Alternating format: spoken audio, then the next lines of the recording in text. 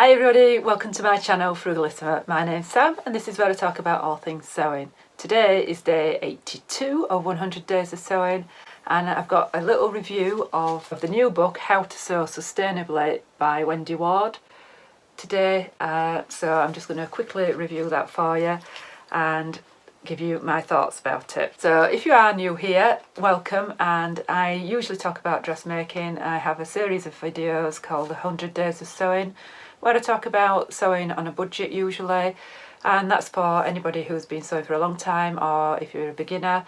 Lots of hints and tips and that sort of thing. Usually on Fridays I bring you Frugal Fridays, and on a Sunday I usually bring reviews, but I'm bringing this on a Wednesday this week because I've got a bit out of sync. So if that's the sort of video that you like, if you could consider subscribing to my channel, that would be wonderful. If you hit the notification bell, that will tell you when I've got new videos out. So on to today's video. So if you haven't come across Wendy Ward before, she's written several books. I think this is book number 5 on her list. And she has a blog as well where she posts quite a lot of information about sewing sustainably. She's worked for the fashion industry for quite some time, but she is now just designing patterns as far as I know. So her dissertation was in social and environmental damage of the fashion industry, and then she has done a master's degree in recycled textiles as well. So quite a good credentials in the subject matter. She's not just somebody who has jumped onto a bandwagon. This is obviously something that she's very passionate about. One of the things that she says is that, you know, fabric is a very precious commodity and that we've kind of stepped away from that with globalisation and consumerism. And I think that disconnect also has led to a loss of skills, a loss of sewing knowledge. It's not being taught in schools anymore. And just the idea of repairing and prolonging not just our clothes but everything really. She's saying that fast fashion has taken away the need to repair and treasure what we've got, and consumerism has taken away the desire. So yeah, she comes from a place of understanding sewing sustainably and living sustainably as well. Her blog or her website has got lots of useful information on there, so I will leave a link to that below if you want to have a look and see what she's written about before looking at the book. So the book is about recycling, refashioning and remaking with fabric. That's its actual unique selling point. There's something like 20 patterns within the book. Not all of them are garments. There's all sorts of little projects in there, from artwork to bags to homeware and things like that, so little accessories and that sort of thing. The projects differ in sizes, so there's big and small projects. Not everything needs a sewing machine. She's sort of advocating using the hand sewing, sort of going back to slow sewing and slow making and reconnecting yourself with the project, and instead of replacing fast fashion with fast sewing. So the garments within the book are aimed at men and women. Most of the garments that are in the book are unisex and they can be for any size, mostly because there are no patterns in this book. It is all taking your own measurements and just either drawing straight onto the fabric if you're just doing a one-off, or just making a paper pattern from your own measurements. So everything's really basic and really simple, nothing overly complex in there. So definitely aimed at beginners, but also for anybody who's just wanting to slow down the sewing and just take a more considered approach to your sewing. It's very much focused on money saving, so hence the reason why I'm interested in it, and reusing your fabrics and saving them from landfill. She does focus a lot on using fabric scraps and actually making your own fabric from scraps and then making something from those scraps. So the book is divided into separate chapters, as you would expect. You've got a whole sort of section of the book focusing on techniques, so different sort of seams, how to make bias binding. Same technique that I use actually for making bias binding, so I've got a little video on how to do that if you're wanting some sort of clarification. Within the techniques is included unpicking. So I thought that was quite interesting that she's actually showing you how to unpick correctly. So if you come across a pair of jeans, this is Mandy modelling my jeans jacket, where you're having to unpick those really tricky seams on jeans. She's showing you a technique of how to do that. So yeah, and some really interesting ways of just basic techniques, basic sewing techniques.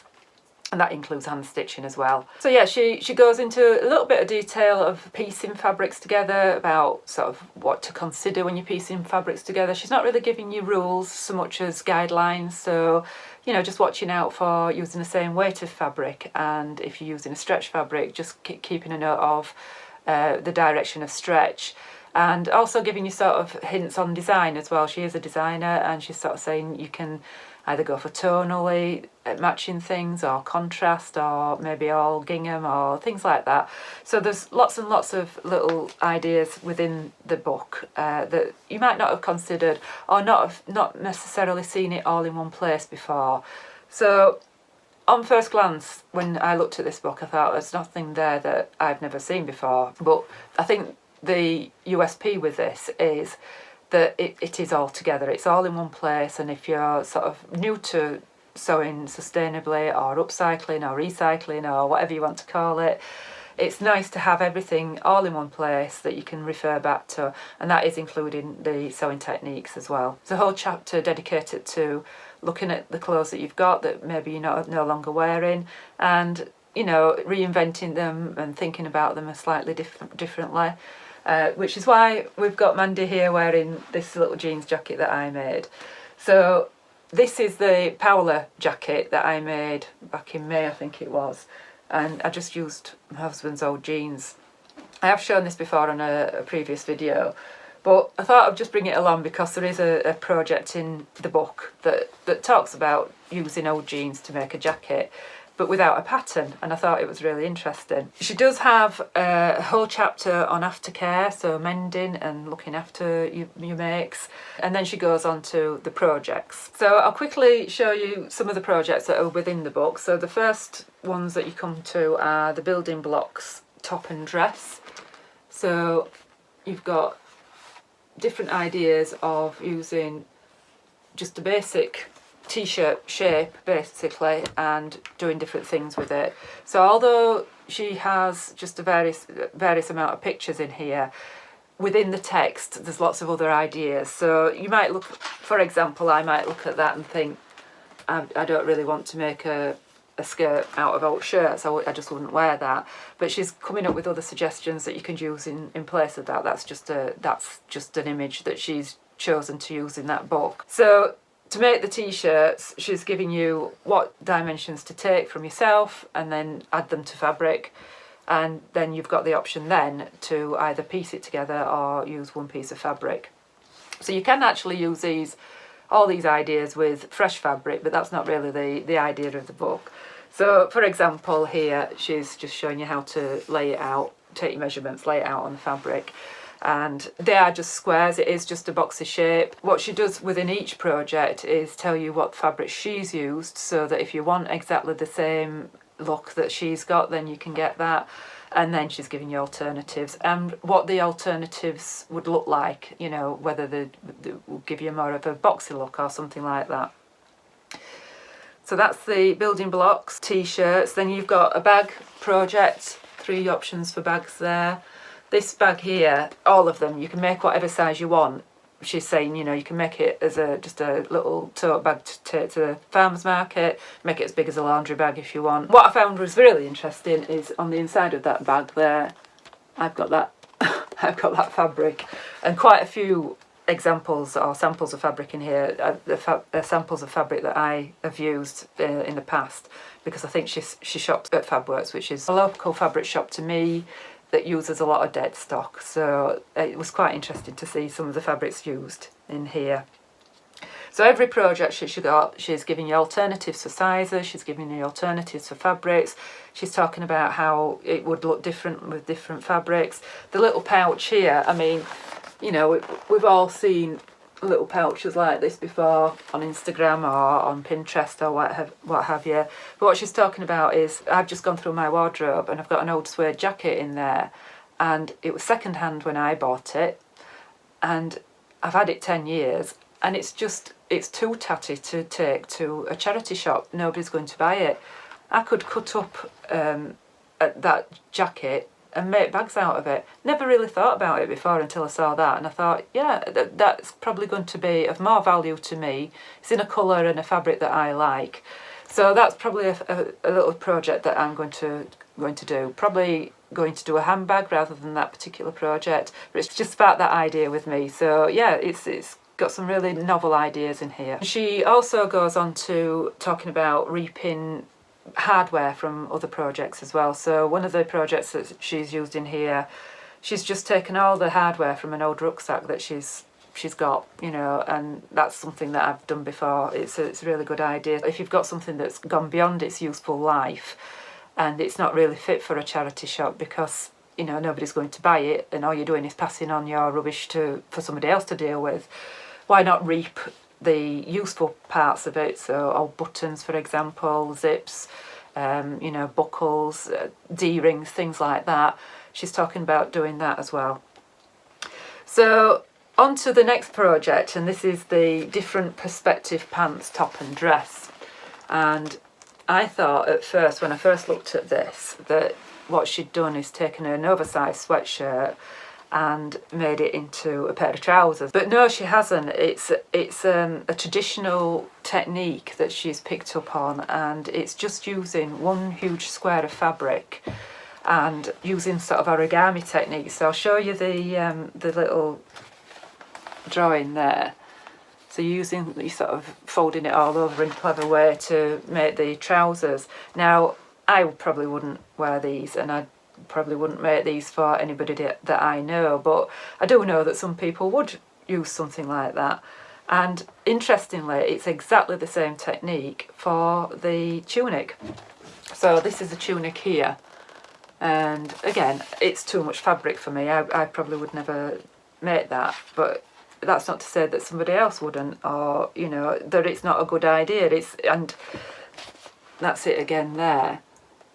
But the beauty of this is that it can be made in knit or woven. She is talking about either piecing things together or using a fresh piece of fabric. So, you know, there's something there for if you've got a piece of fabric that you wasn't too sure what to do with, for example. So if I was writing this book, I'd probably start with this project because it's probably the most simple, and that is the strength in numbers snood and scarf. So again, you know, we've all seen snoods and scarves and what have you, but it's just the ideas that she's coming up with what to use to make them, and just different ideas. So again, the photographs might not excite you, but the ideas are there, and just using up all your odd remnants of knit fabric, or if you've got some wool fabric, or even old scarves or something like that, to make it into something new and give it a new lease of life. And then she's got the Yes You Can jacket, robe and top, and there you've got the jacket that we're talking about earlier. So very similar to this, but without the buttons at the front. No reason why you can't put buttons at the front. You've got a lined or an unlined version, and it's actually got a notched collar as this one. So let me see if I can find a picture of it. And again, it's unisex, and you see the notched collar there. You can see that quite plainly there. There you go. And you know, this sort of thing's not for everybody. I know that it's not for everybody, but I just think it's a good inspirational book to get you thinking about using up what you've got, really. And once again, I've got a Cali shirt made in that spotty fabric there, and I've actually got this fabric here as well. So all fabric. I know I'm a bit giddy about it, but it's just quite strange seeing fabrics that you've got in an actual book. So the jacket, it's not just using one pattern. She's showing you different ways of using basic shapes to create either a jacket or a robe. And, you know, it's not just saying, you know, this can be a jacket or a robe. She's giving you different directions of how to do it. And then the jumper is a completely separate piece. So you've got the jumper there. She's giving you options to do a straight hem or a split hem. You can use up your scraps like she has here, or you can just do it all in one plain colour. That's just a different example of the jumper there. So I love that she's done it. She's made it unisex. I love that she's made it, you know, to fit anybody. She's using older models, which is always good. So the little household project is just using jeans pockets for an organiser. So you can see there she's just using it for gardening tools. You can make this any size you want. You don't have to make it long and thin. That's just the scraps of fabric that she had, and it looks to me like she's used either the sleeve of a jacket or a leg of a jacket as a background. But little pockets like that really handy, and when she's coming up with ideas of what you can use it for, like hanging it over the back of the door for keeping your keys and your wallet or your glasses in or something before you set off for work, or you know, keeping your kids' toys tidy and things like that. Again, seen it on Pinterest before, but it's just she's putting her own twist on it, and it's there, it's all there together as an idea. And then you've got using tablecloths as curtains, and you know, just different ideas of either piecing that together or different sorts of fabrics. And then you've got the pillows there. Again, it's just piecing fabrics. You can embellish it with ruffles if you want. It's just the envelope style of constructing a pillow as well. No zips or buttons or anything like that. It's quite simple to construct for anybody who's not done it before. And then she ends with some art projects. And these are something that she touched on at the beginning, which is using scraps for collages and trapping the scraps. So she tells you how to do this trapped scrap technique at the beginning, and then different ways of applying it. So little pieces of artwork. What I really liked was using them for cards here. I thought these were really nice. So if you go right to the beginning of the book, where she's talking about the different hand stitching techniques, like the running stitch there, that's what she's applying on that to make your little scrappy collage there, where she's gone up and down, up and down. Bit like one of the Japanese techniques, I think. And yeah, I think that's a really, really novel idea, and you can make it scrappy like that, or you could actually do it as a piece of artwork and, you know, make it more pictorial. You don't have to have it as random scraps if that's not your taste. So yeah, all in all, I think it's a really inspiring book. It's got everything all together. So if you're new to sewing sustainably, it's a good one.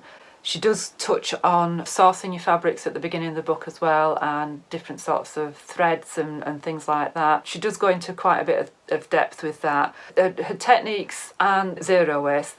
She's stressing that it's minimal waste. She's talking about how, you know, where to source your fabrics. So if you are buying fabrics, talking about shopping locally, fabric choices and things like that as well. So it's not just those particular projects she's talking about. She is talking on a broader subject as sewing sustainably as well. Just a little bit of a mantra to think of at the beginning of the book, which is like your 4 tips to sew sustainably or for a sustainable practice.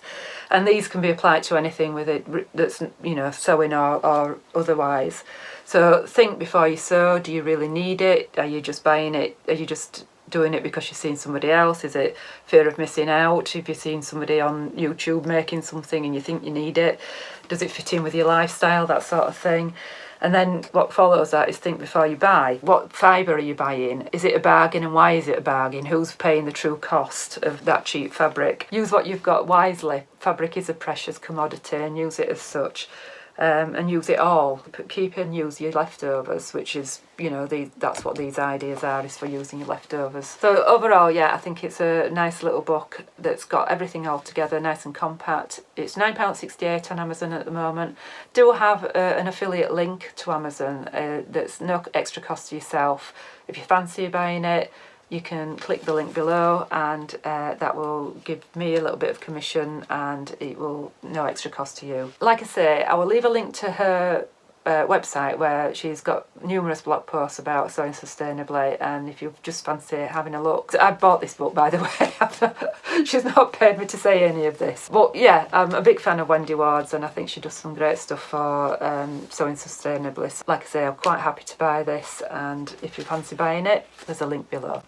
Right, that's it from me, and I will be back on Friday with some zero waste sewing patterns. I'm looking at free ones, if I can find free ones, but we'll see what we can find.